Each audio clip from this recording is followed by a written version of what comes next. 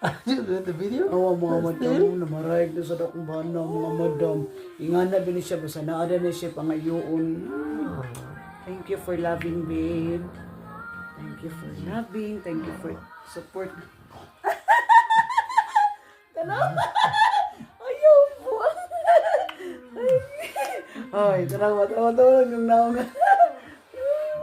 Tawa mo po mga madam mo. Nga naman siya. Unang give love. Give love and receive love. That's it ra gyud na mga madam.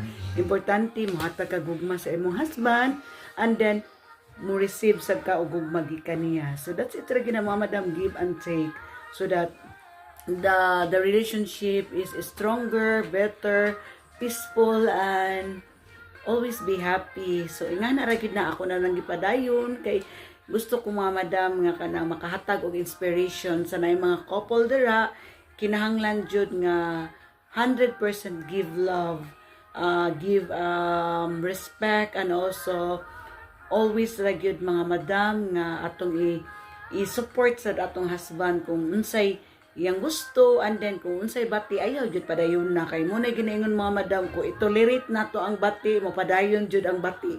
So muna ginaingon sad mga madam nga kinahanglan magkayusa inyong decision into a better life. So that's it mga madam. Enjoy the day and good night everybody.